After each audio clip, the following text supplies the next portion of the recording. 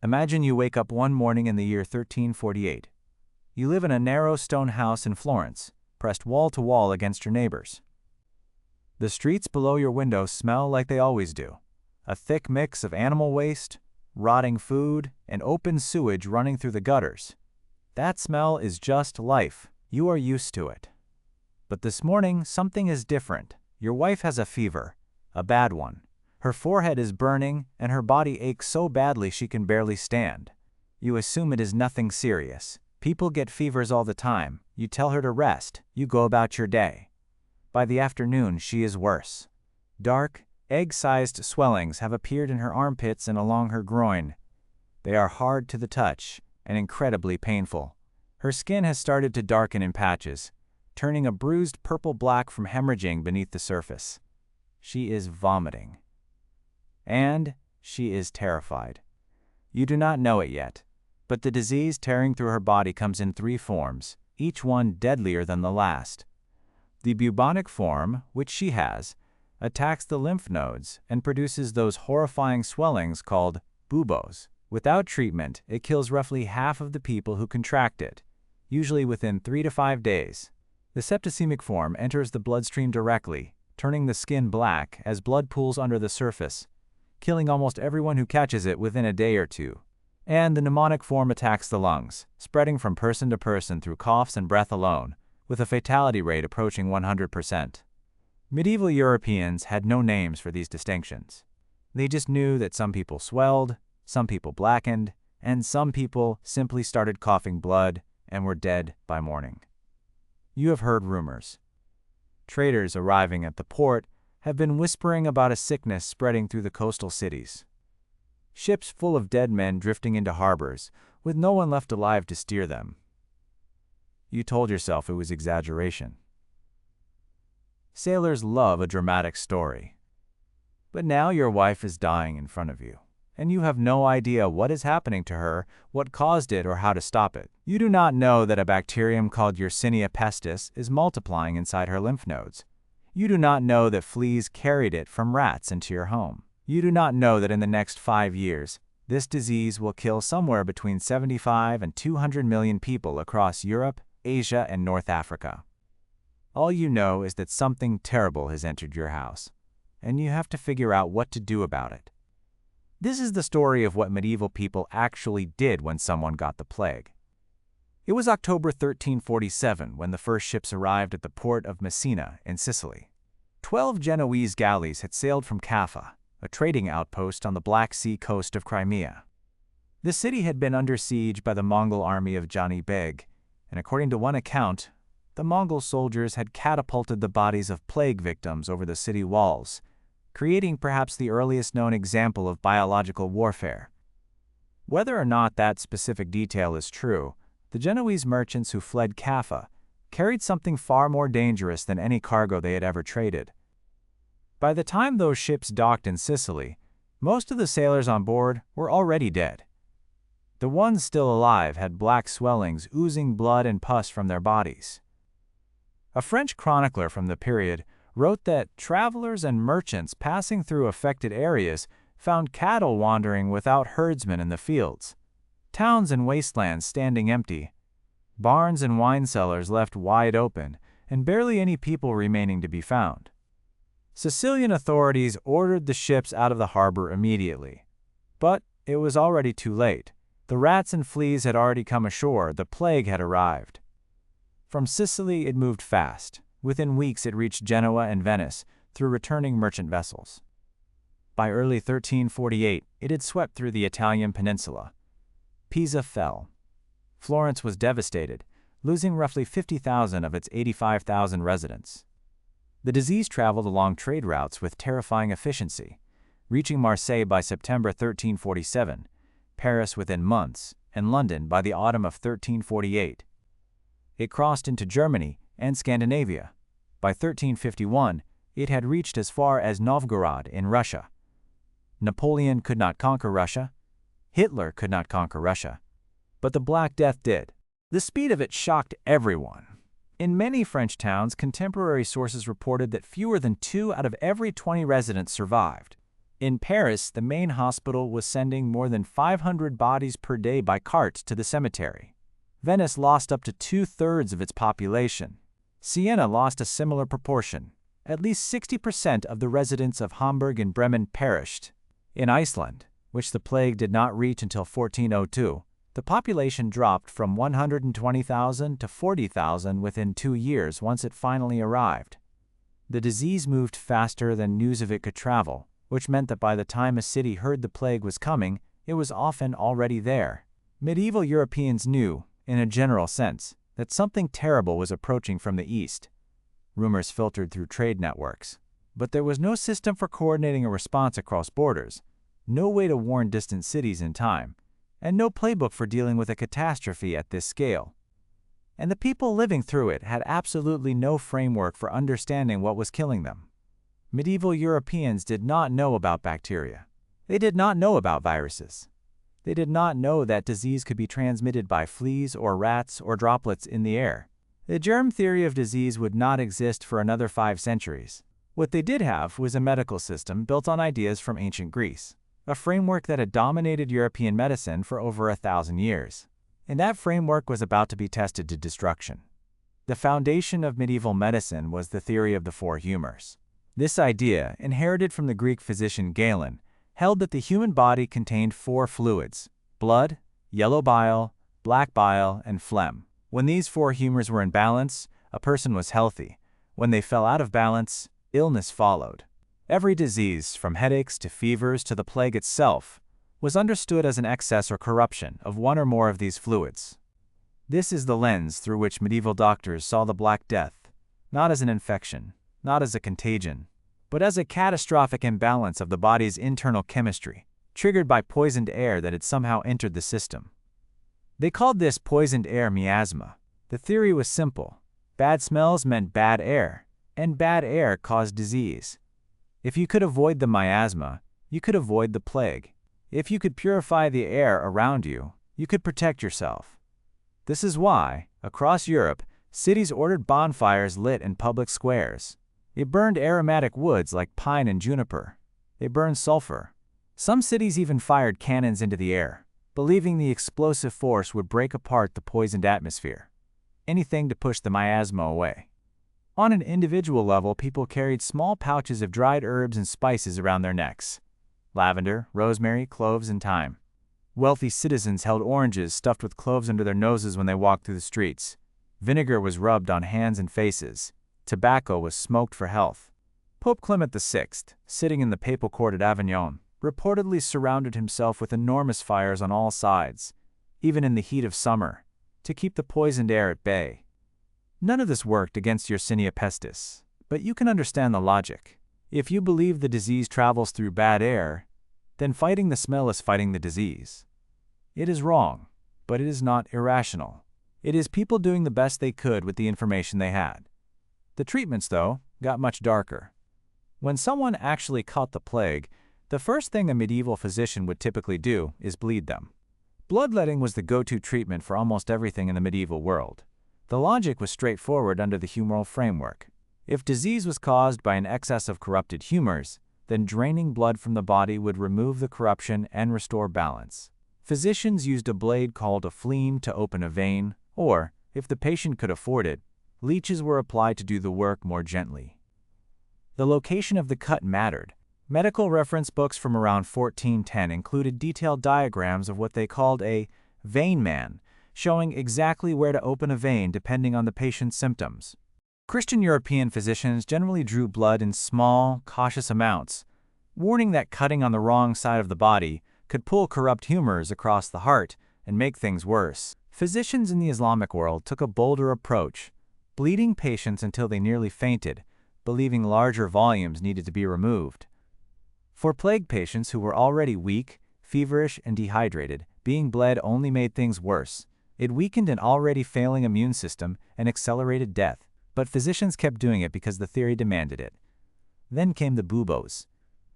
The painful, swollen lymph nodes that gave the bubonic plague its name were the most visible and terrifying symptom of the disease. They appeared in the armpits, the groin, and along the neck, sometimes growing as large as eggs or apples. They were rock hard at first, then softened as they filled with infected fluid. Medieval physicians attacked these directly. They applied poultices of cooked onions, figs, yeast, and butter to soften the swellings. Once a bubo was soft enough, a physician would take a blade and lance it open, draining the infected pus. Then they cauterized the wound with a red-hot iron to seal it.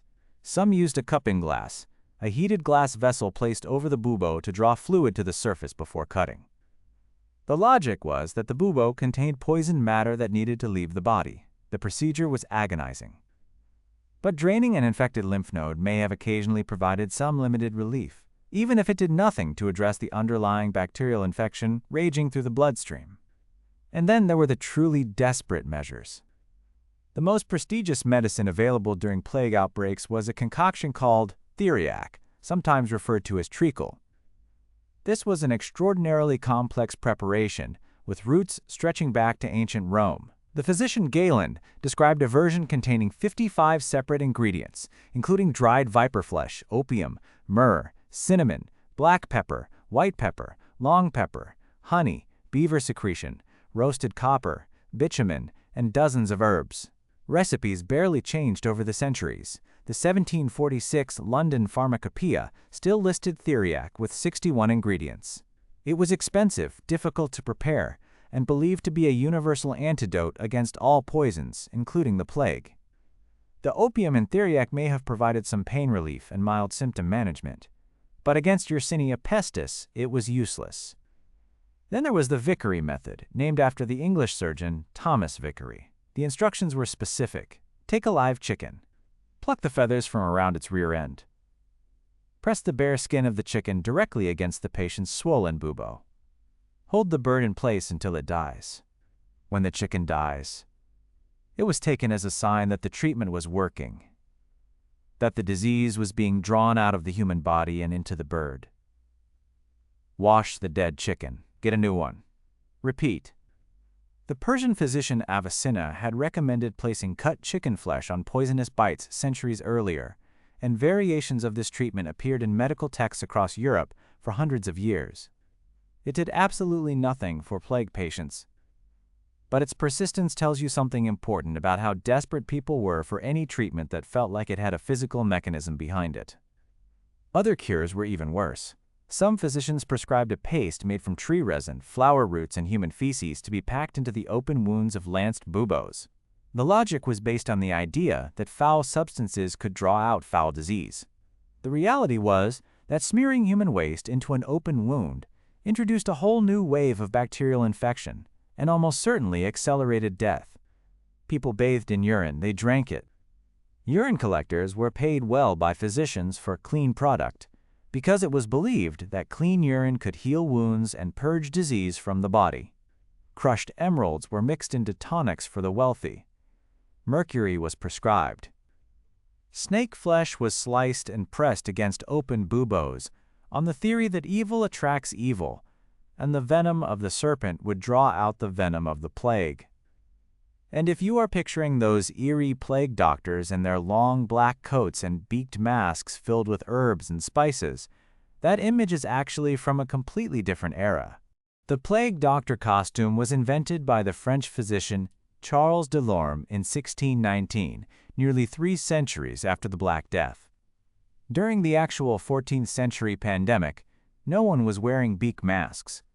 The physicians treating plague victims in 1348 looked much like any other medieval doctor, and they had far less protection than the terrifying bird-like figures we associate with the plague today. Some physicians recommended sitting in sewers, reasoning that the sharp stench of rotting human waste would repel the cleaner but plague-infected air from coming near. Others advised against bathing, eating pork, or exercising, because these activities were thought to weaken the heart and open the body to corruption. There was also the legend of 4 thieves' vinegar. The story goes that a group of 4 thieves managed to rob the homes of dying plague victims and loot the graves of the dead without ever catching the disease themselves. When they were finally captured, they offered to reveal their secret in exchange for leniency. Their protection, they claimed, was a vinegar infused with herbs and spices, including wormwood, sage, rosemary, and clove. They rubbed it on their hands, behind their ears, and across their temples before entering plague-infected homes. The story may be folklore, but the recipe became genuinely popular across Europe. And there is an interesting footnote. Wormwood and several of the other herbs in the mixture are natural insect repellents. If the four thieves' vinegar actually kept fleas off the thieves' bodies, it may have inadvertently offered real protection against the plague, since fleas were the actual carriers of the bacterium. The thieves might have stumbled onto the right answer for entirely wrong reasons. And when legitimate physicians realized they could not cure the plague, many of them fled. They packed up their instruments, abandoned their patients, and left the cities for the countryside. The gap they left behind was filled by quack doctors and street corner con men who peddled miracle elixirs, fever tonics, and even a tincture that supposedly could restore life in the event of sudden death. For a price, of course. Desperation made people believe almost anything, and there was no shortage of people willing to profit from that belief. But for the vast majority of people, no medicine worked, no potion helped, no physician could save them. And when medicine failed, people turned to the only other authority they trusted: God. Medieval Europe was a deeply religious society. The church was not just a place of worship, it was the dominant institution on the continent, governing everything from education to law to daily morality. When the plague arrived, the church's explanation was immediate and authoritative. The Black Death was divine punishment. God was angry at humanity for its sins, and the plague was his instrument of wrath. This explanation made sense within the medieval worldview. The Bible was full of precedents for God punishing humanity with pestilence. Exodus, Revelation, the plagues of Egypt. For a population that already understood the world through a religious lens, the leap from "we are suffering" to "we are being punished" was short and felt obvious.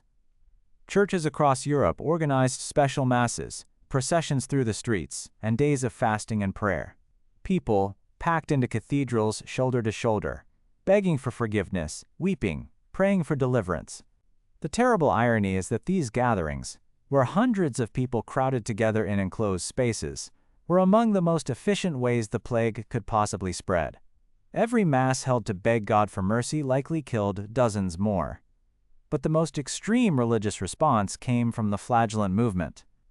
Groups of zealots, sometimes hundreds strong, traveled from town to town across Germany, the Low Countries, and beyond, stripping to the waist and publicly whipping themselves with leather straps embedded with iron spikes. They marched in procession, singing hymns and falling to the ground in penitential frenzy, lashing their own backs until the blood flowed freely.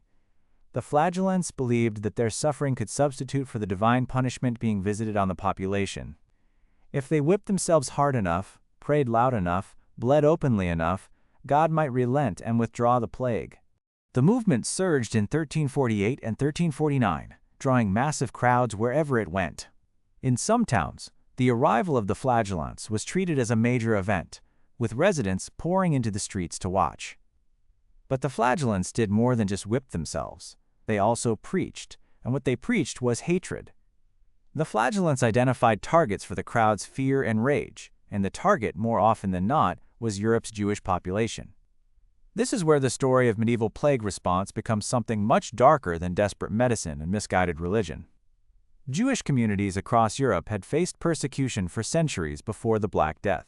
They were legally restricted in where they could live, what professions they could practice, and how they could participate in civic life. They were outsiders in a deeply Christian society, and when the plague arrived with no explanation and no cure, the need to find a human cause, someone to blame, someone whose destruction might end the suffering, fell on them with devastating force. The accusation was specific: Jewish people were poisoning the wells. They were deliberately contaminating the water supply with plague-infected substances to kill Christians. There was no evidence for this claim whatsoever. It was a fabrication, born from centuries of prejudice and amplified by mass hysteria. But it spread like the plague itself. The violence began in April 1348 in the southern French city of Toulon, where 40 Jewish residents were murdered. From there, the pogroms spread rapidly. In November 1348, the first attacks reached the German-speaking cities of Bern and Stuttgart. By the summer of 1349, the massacres had swept across much of Central Europe. In Strasbourg, in February 1349, roughly 2,000 Jewish men, women, and children were rounded up and burned alive on a wooden platform in the city's Jewish cemetery. The city council had debated whether to protect the Jewish population or hand them over to the mob. The mob won. In Basel, the entire Jewish community was locked in a wooden building, on an island in the Rhine, and burned. In Mainz, the Jewish community, reportedly the largest in Europe at the time, tried to fight back. When they realized they could not win, many chose to burn their own homes rather than be killed by the crowd. Pope Clement VI, to his credit, tried to stop it. From his papal court in Avignon, he issued multiple official declarations, called papal bulls, defending the Jewish population. His argument was logical. He pointed out that Jewish people were dying of the plague at the same rate as Christians. If they were poisoning the wells, why were they poisoning themselves? He formally prohibited violence against Jewish communities and threatened excommunication for anyone who harmed them. His appeals were almost entirely ignored.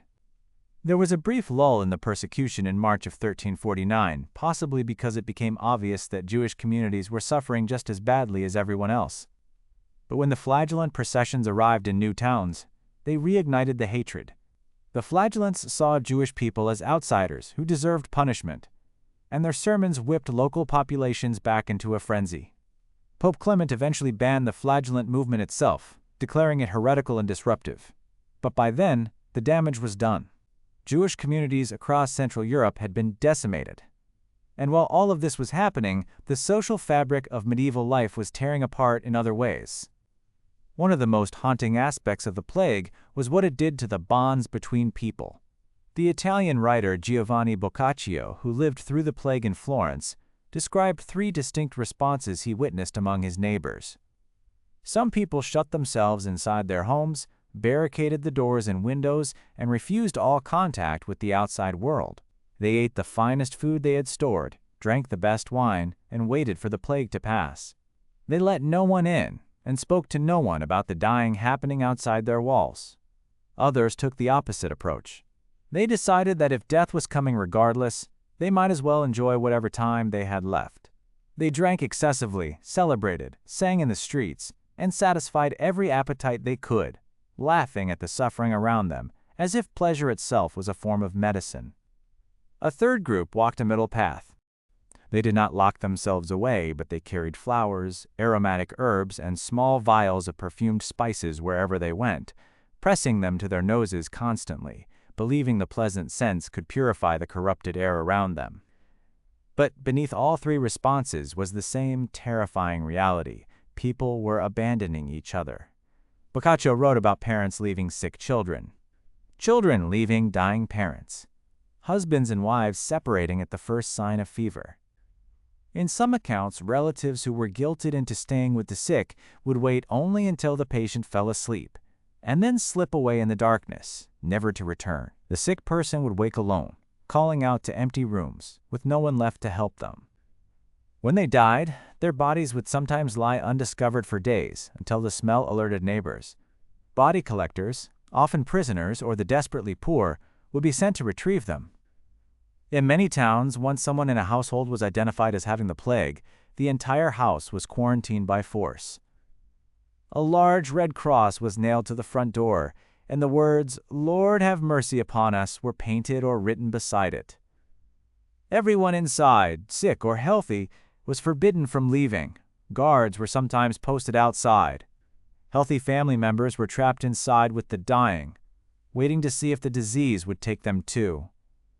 Food was lowered to them in baskets. Many never came out alive. The cruelty of this system was not lost on the people living through it. Healthy children were locked in with their plague-stricken parents. Mothers watched their infants die and could not leave to bury them properly. The painted cross on the door became one of the most feared sights in medieval Europe, because it did not just mark a house as infected, it marked everyone inside as condemned. The sheer volume of death overwhelmed every system medieval society had for handling it. Under normal circumstances, funerals in medieval Europe were elaborate affairs. The body would be processed through the town in a formal procession. Church bells would ring. The more important the person, the bigger the procession, the more bells. Burial was in consecrated church ground, with prayers and ceremony. The plague destroyed all of that. In cities like Florence, where thousands were dying every day, there was no time for processions. There were no clergy left to perform the rites. Church graveyards filled up so fast that cities had to dig enormous mass graves, called plague pits, on the outskirts of town. Bodies were stacked in layers, one on top of another, with thin coverings of earth between them. Contemporary accounts describe the bodies being laid out like layers of cheese on lasagna. Some European cities actually banned the ringing of funeral bells because the constant tolling was driving the surviving population into despair. Mourning clothes were outlawed in some places for the same reason. The visible markers of death had become so overwhelming that authorities feared the population would simply give up. And some did. There are accounts of people sewing themselves into their own funeral shrouds while still alive because they knew they were dying and there would be no one left to prepare their bodies for burial. In the middle of all this horror, something remarkable happened. Not in the churches, not in the physician's office, not through any prayer or potion or political decree. A small port city on the coast of modern-day Croatia figured out the one thing that actually worked. In 1377, the Republic of Ragusa, which is the city we now call Dubrovnik, became the first place in recorded history to establish a mandatory quarantine system. The concept was simple. Any ship arriving from a plague-affected area was not allowed to dock. Instead, the passengers, crew, and cargo were required to isolate on 3 uninhabited islands off the coast for 30 days before anyone could enter the city. If no one showed plague symptoms during that isolation period, they were allowed in. If someone did fall ill, the clock restarted. The ships waited at anchor. The merchants waited on the islands. Trade slowed. Revenue dropped. But the people inside the city walls stayed alive. It was not a popular policy. Merchants hated it. Ship captains resented it. The economic cost was real and immediate. But the officials who implemented it understood something that no physician had been willing to admit.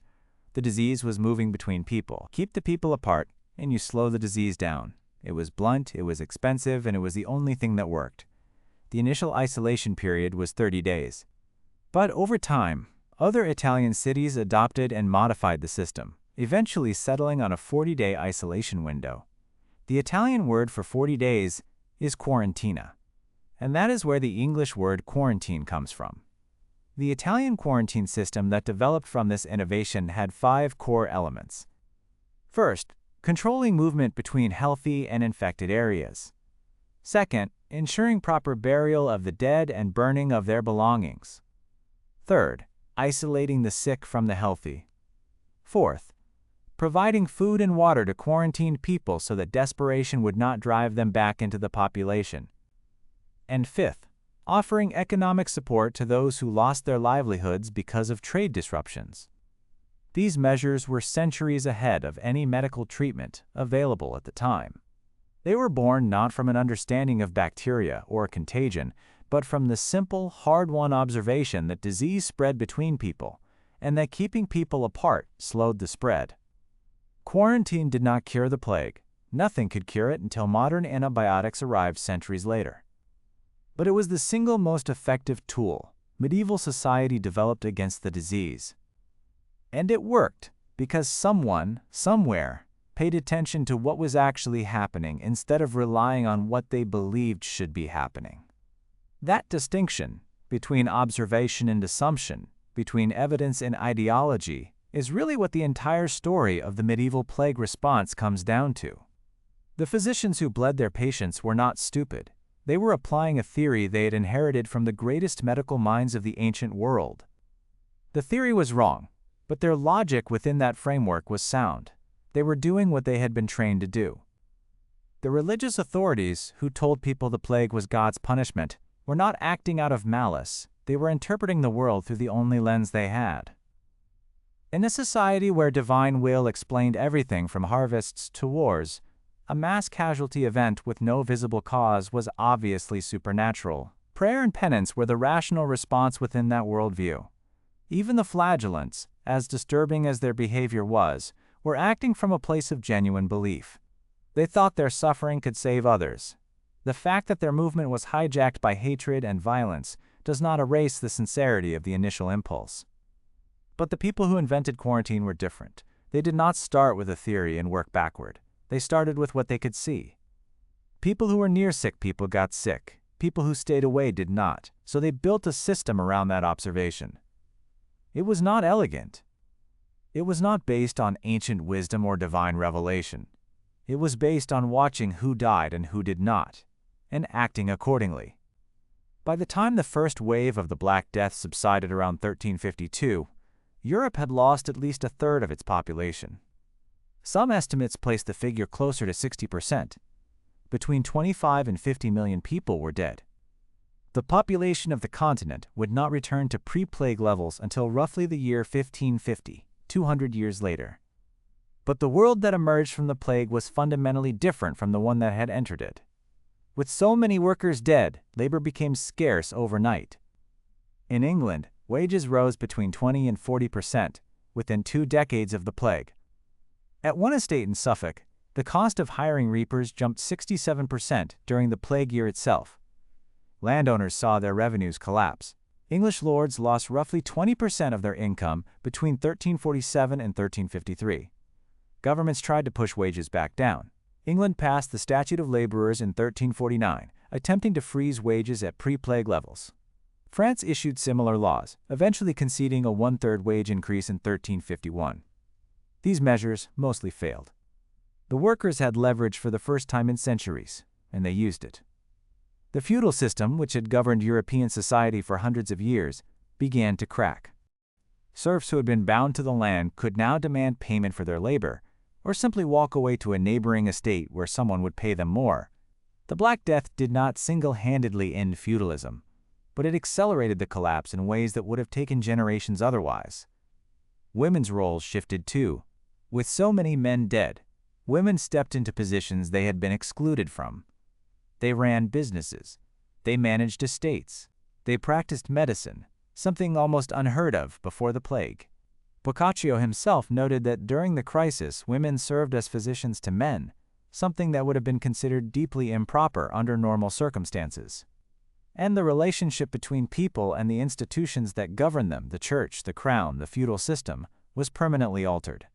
Traditional authority had been tested during the plague, and it had failed. The church could not stop the dying. The physicians could not cure the sick. The government could not maintain order. People started asking questions they had never asked before. If God allowed this to happen, what did that mean? If the physicians were wrong about the plague, what else were they wrong about?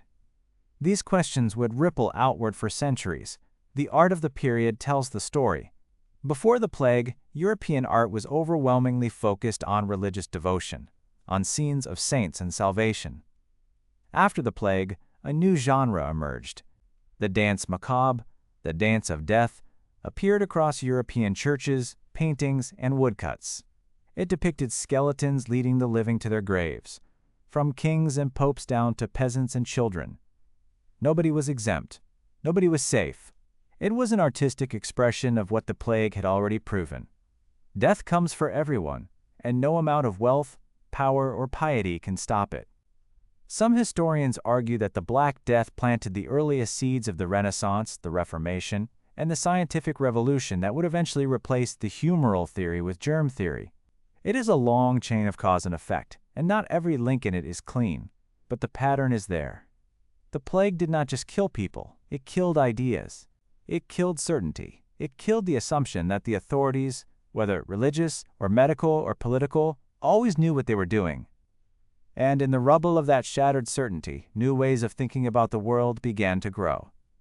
If you think about it, the story of the medieval plague response is really a story about what humans do when they are confronted with something they do not understand. Some people retreat into what they already believe, applying old frameworks to new problems even when those frameworks are clearly failing. Some people look for someone to blame because assigning fault feels better than admitting helplessness. Some people give up entirely, deciding that if the world is ending, they might as well enjoy the ride. And some people, quietly, without fanfare, pay attention to what is actually happening and build something new based on what they observe. The physicians who bled their patients were in the first group. The mobs who burned Jewish neighborhoods were in the second. The revelers in the streets of Florence were in the third. And the officials in Ragusa who watched ships arrive full of the dead and decided to keep the next ones at a distance for 40 days? They were in the fourth. Every crisis sorts people into those same categories. Every plague, every pandemic, every disaster. The frameworks change, the scapegoats change, the remedies change. But the pattern repeats. Medieval people were not stupid. They were not primitive. They were human beings doing exactly what human beings do when the world stops making sense. They reached for the tools they had, and when those tools failed, they reached for each other, or turned on each other, or turned away from each other entirely. 700 years later, we are not as different from them as we like to think. If you found this video interesting, subscribe for more deep dives into the hidden stories of history.